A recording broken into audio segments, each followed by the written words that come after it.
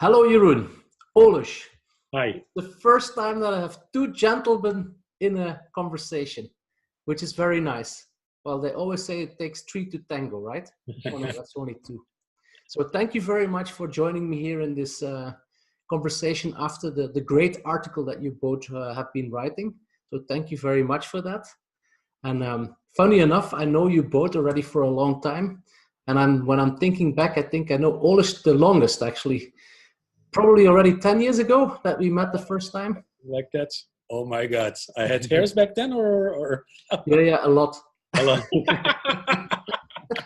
The good old days, right? Exactly. All right. No, but you guys have been writing an article and about RegTech and what are the different elements that you would need to pick up RegTech. But when reading the article, I feel the breadth of saying, guys, we need massive adoption of RegTech. Is that right? Yeah, I think it's right, Koen. When we wrote the article, we were on the one hand thinking about what is actually needed to be successful from a RegTech side. Mm-hmm. But then rapidly we were thinking about what are the clients of RegTech needing, what are the banks needing, what is the regulator needing, but also what is the end customer needing. So what makes a happy flow that is regulatory-wise compliant? And if we look at what's happening around us, we still see a lot of friction as far as regulation is concerned. But on the other hand, there is so much super interesting new technology that we think there is a whole load of opportunities for the RegTech industry going forward. Yeah, and when you say there is a lot of that friction, do you have some examples by hand, or do you think about something specific?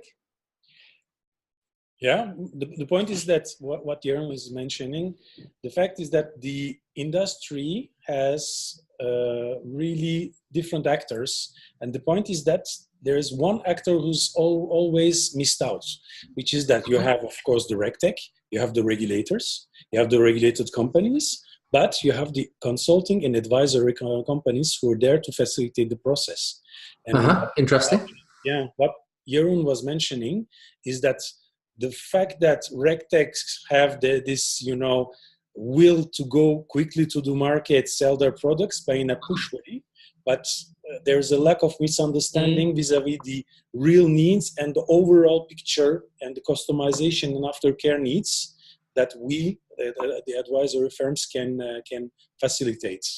That's so I was already mistaking myself that you don't need two, but need three to tango. But what you're saying is that you need four to tango. Exactly. Yeah, that's true. And actually, in order to be successful as RegTech, in order to have this massive adoption, which we think is going to come, you tick all the different boxes. It needs to work for the bank, it needs to work for the regulator, and it needs to work for the end customer. And if it doesn't work for one of these three, then it fails. And what you say it needs four to tango is that we strongly believe that you need, consultancy can bring, or a fourth party or an external party is very well placed to make it blend all in and to make it work for all three of them. So what we typically see is it makes sense for one of the three, and then it kind of ticks boxes, but it doesn't tick all of the boxes for the others. And that's where we think the secret formula of success for RegTech adoption is present. Well, that's an interesting thought, actually, and I'm actually sometimes raising the question to other people that I interviewed, which I asked them, who will be the dominating party? Then I'll mention the regulator, I mentioned RegTech or the incumbent, or all of the above. But I now realize I should basically add a fourth element to that. Although at the same time, what you say is that you also kind of the glue, right? Yeah, we bring it together. In terms of shaping the solution and having something that works for all three involved. So it's more than the glue. It's really making sure that it as I said, that it ticks all the boxes, so that it responds to the needs of the different. It's more than stakeholders. It's really participants we're talking here. Facilitator, I would say, an objective facilitator. You have a problem with your KYC AML, you have a problem with your workflows, you have a problem with your data connection. Here are the RegTechs that we follow. Here are the solutions that we can help you implement. Yeah. And if you then see yourself as the facilitator, to whom do you feel the most appetite at the moment to have this kind of transformation happening all together? Would you say that it's all equal with the other three parties, or would you say some are more reluctant than others? Well, I think if you look at it from an end customer perspective, clearly the end customer is not overexcited with all the forms that he or she has to fill out. And yeah, if one has to fill out forms once, that I think people could live with that. But it's on various occasions they have to provide the same data, the same information, sign the same declarations. So it's quite cumbersome. So I think the customer is clearly not overexcited, to say the least. So for the customer, it is a part of friction. Then the bank obviously wants to get that friction out of the way, and ideally to transform it into delight. That would be the best thing to do. And then a RegTech, I think RegTechs have solution for that. That are in line with the regulator, with the demands of the regulator. But what you see with RegTechs is that you can have great technology, but then it still needs to be brought to life. It needs to work. It needs to work for the end customer. And RegTechs are sometimes too much focused on one particular thing. They have a great technology, but I think where it misses out sometimes, or it misses its goals, or its initial goal at least, is really in this implementation that again, we are repeating ourselves, but that ticks all the boxes. So I think making the link between, and also a bank, it's not only the RegTech, if you have then a bank, because banks are, I mean, we discuss that topic later on, but they're not always overexcited to work with RegTechs because they have something in place. They had to be compliant in the past, and be compliant now. So in one way or another, they have some sort of solution. Is it very efficient vis-a-vis the customer? No, we just mentioned that. But is it efficient internally, just from a pure efficiency point of view? And is it correct? And is it something that works well? No. In reality, it's not the case because there's so much legacy involved. So, and then banks sometimes want to solve that. But a department in a bank, and banks are typically large organizations, department that then needs to do it looks at it, for instance, from a pure IT angle, which is then not taking care of the customer angle. So I think also banks do not have this 360 view or the customer journey view, and that's I think where I sense something that I also mentioned in my article where I spoke about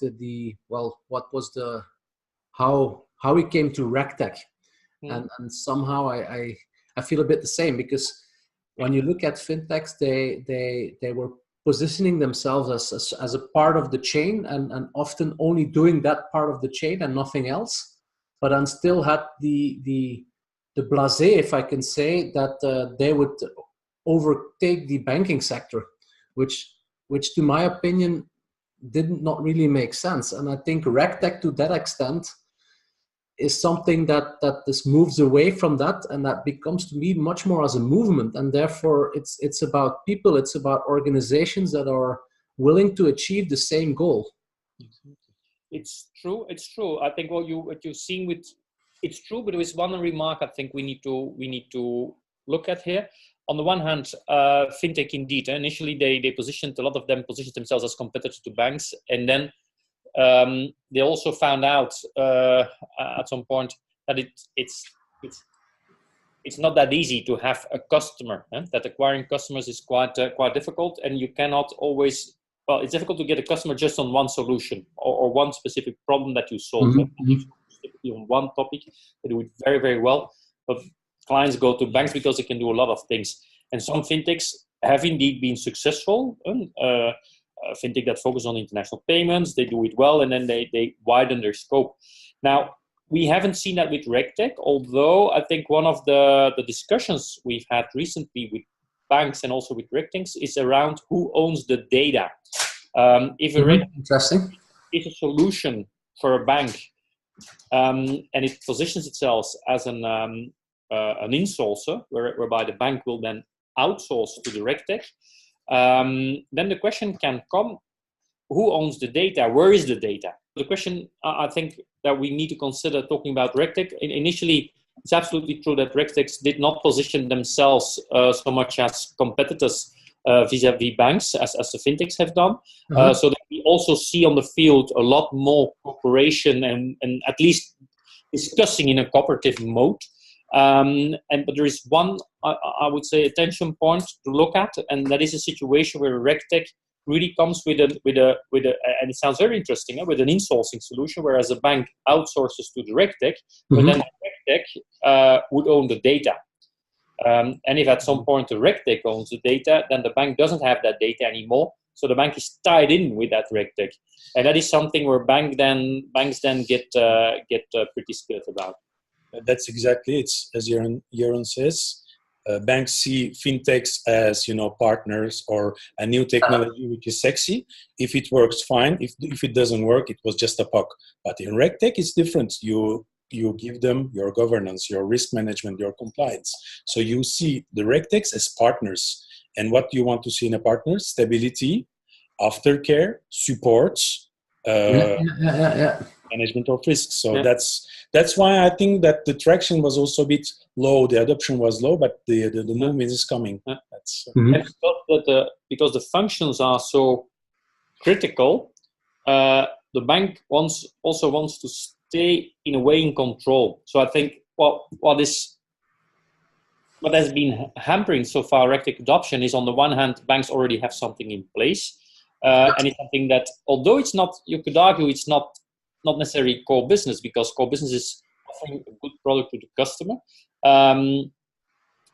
So although it is not core business, they want to control that part of the client interaction, because they want to be order with regulation, which is the right thing to do, obviously, for a bank. Yeah, I would honestly argue that regulations is not core, because at the end of the day, if you look at the three model of defense, the three lines of defense model, is at the end the bank owner, the manager of the bank, the first line, who is responsible against the regulator. So there is a human responsibility. Well, I forgot the word, but there is a responsibility. It's like on you as a person, an individual responsibility that you bear against your clients.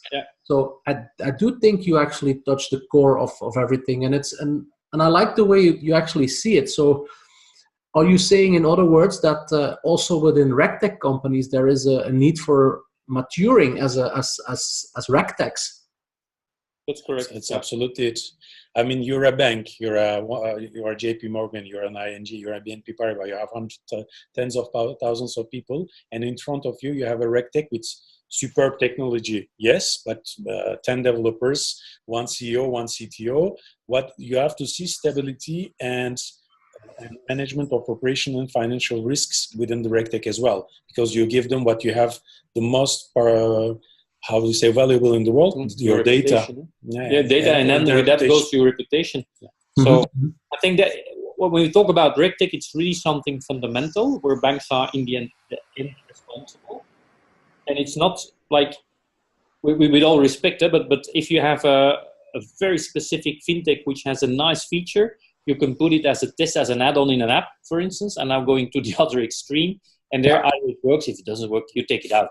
But for RegTech, as Olus mentions, it is at the core of something that you need to be in order with as a bank. Okay.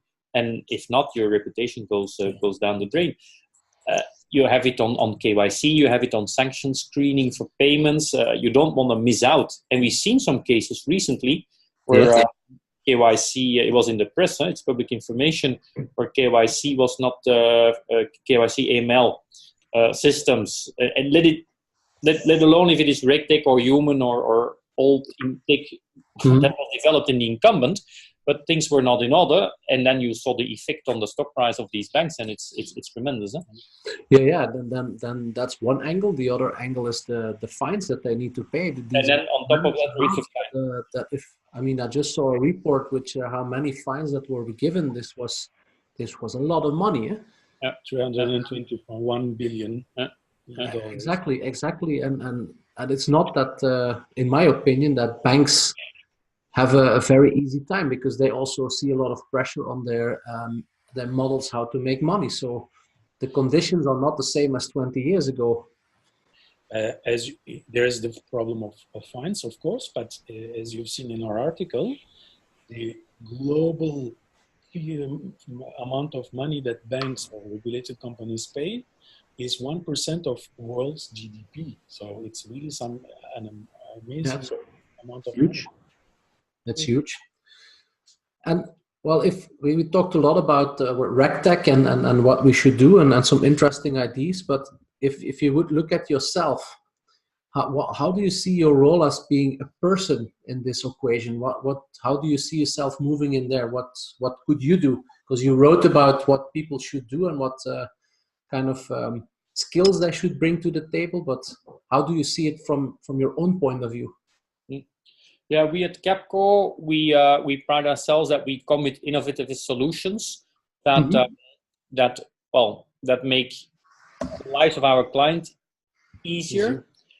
But at the same time, our clients are banks and asset managers and market infrastructure. So if you now focus on banks and asset managers and private banks and wealth managers, their life is easier if the life of the customer is easier. So what the role that we see for ourselves is really to keep in touch with the regulation, because you need to understand the regulation, to map it on the activity of the bank, to see where do you have these days usable, deployable, and workable solutions, and bring these solutions to our clients, which are the banks. But at the same time, keep in mind the end goal, because some of these regulations relate to data and data reporting, so then the customer is not always involved, but a lot of them do relate to elements in the transaction flow or the interaction flow where the bank works with the client. So what you should always do as a bank is to make the customer interaction frictionless. So I think what we try to advocate is really the combination of good regulatory knowledge, using new technology to the largest extent possible, customer journey in an understandable way, and user experience, design thinking, map it into that. If it's simple, with a good user experience and cost contained, people will use it. Otherwise, there is no point to do so. That's I tend to agree with that. Actually, it's a mega trend that you see in the market, and frankly, it's not driven, I think, by the banking industry, but it's more driven by just life, because there's so many new technologies. Like our youngsters will never look at TV. They're not used to actually look at a TV. They look at Netflix and alike. They are used to stream and look whenever they want. So the world is changing, and the world of expectation is also changing. So if I ask the question, why should people contact you? I guess that's exactly the reason they should contact you. So what should be the conditions to contact you? As mentioned, what we truly believe, and that was the reason, I'm passionate about financial services and helping clients. And the reason I joined Capco is under the vision of Jeroen and with my colleagues to really combine technology with advisory and customization and this user experience and design thinking. That way, I will believe that that's really the magic formula for adoption within the markets. And it will change the world of financial services and end user experience and client experience for a better way. Very clear. So I truly hope that you'll get a massive amount of phone calls. Huh? I have my phone nearby me, so please call me. No, I should really take my phone and call you, right? So guys, thank you so much for these insights. I really like that dimension of bringing advisory on there. It also changed my mind a little bit today, so I'm happy about that. I think that's what it's all about. It's learning along the journey and discovering new ideas and mapping them out with each other. That's also the reason why the book is there. So thank you again for the participation. I'm so much looking forward to see much more from you guys. And thank you for you're welcome. us within the experience. It was a very good experience. Thank you. Thank you. Excellent. Yes. So cool. So for the ones listening to this interview, please don't hesitate to stay 1 second longer, because now there will be our website address. So have a look and contact us. Thank you very much.